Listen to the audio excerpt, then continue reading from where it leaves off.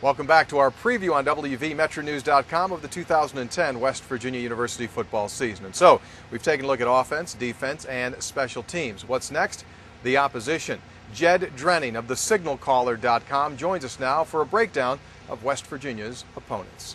With kickoff just around the corner, let's pop the hood and take a look at West Virginia's 2010 schedule, starting with the Mountaineers' first ever matchup against Coastal Carolina. Of course, at first blush, you might think this is a tune-up game.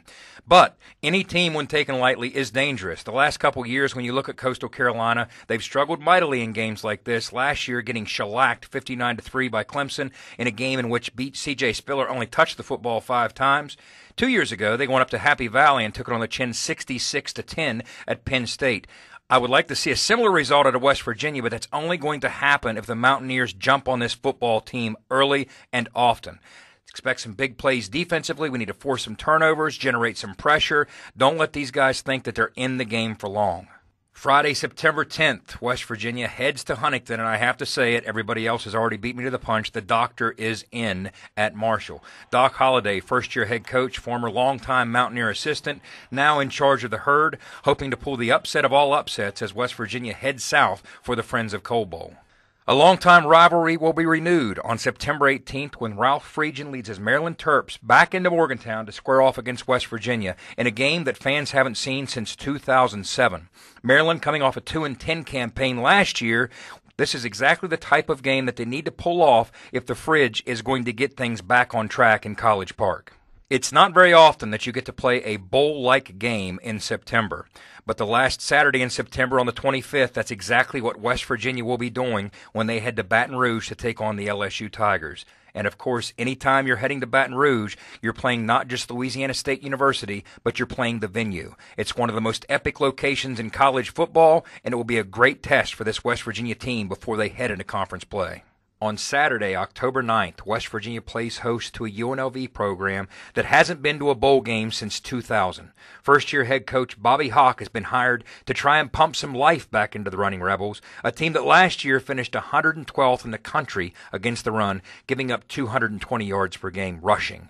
That's good news for West Virginia because, quite frankly, this is a game that's more about us than about them, coming wedged between the September 25th LSU game and 5 days before South Florida. By the time the new-look South Florida Bulls roll into town on October 14th, they'll probably be at least 4-1 looking at their schedule, possibly even 5-0 if they can find a way to go into the swamp and shock the world by beating Florida. But you can expect some much different things out of first-year head coach Skip Holtz. The first thing he's going to try and do is establish a physical downhill running game. That's something this team has been sorely lacking for a number of years. As a matter of fact, Andre Hall was the last running back to lead this team in rushing, and that was back in 2005. It's been a very Matt Grothe-heavy, B.J. Daniels-heavy rushing game, and he's going to try and change that.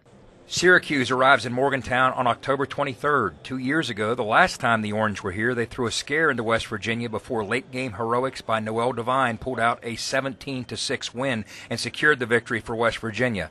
Second-year head coach Doug Marrone has things heading in the right direction, but he has faced some numbers issues in the form of 49 scholarship players at one point during spring practice. Like the way it's going, but he's going to have to get some breaks to make some things happen. We haven't had a winning season since 2002. We haven't been to a bowl game since 2004. So, that's where we're starting. We obviously have to have a winning record, and we have to go to a bowl game. Friday night, October 29th. The question here is, if you talk about a trap game long enough, is it still really a trap game? That's been the case for West Virginia during the duration of this entire offseason.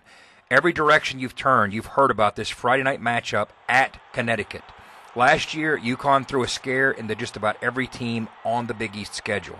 This year, they host the Mountaineers. With a returning starter at quarterback in Zach Frazier, a returning playmaker at tailback in Jordan Todman, and 4 of 5 returning offensive linemen, expect some big things offensively from a very dangerous UConn team, and this is the one that since the offseason has concerned Bill Stewart as much as any game on this entire schedule. For the second consecutive year, West Virginia plays Cincinnati on November 13th. Regime change with the Bearcats and new head coach Butch Jones makes them no less dangerous. Jones, an ideal fit with the spread that he brings from Central Michigan, tailored toward the talent that Cincinnati has. A great deep core of wideouts, irrespective of the loss of Marty Gilliard. They probably have the deepest cupboard of wideouts in the Big East Conference. With Zach Collaros back to pull the trigger, they're going to be as dangerous offensively as they ever were. J.K. Schaefer back,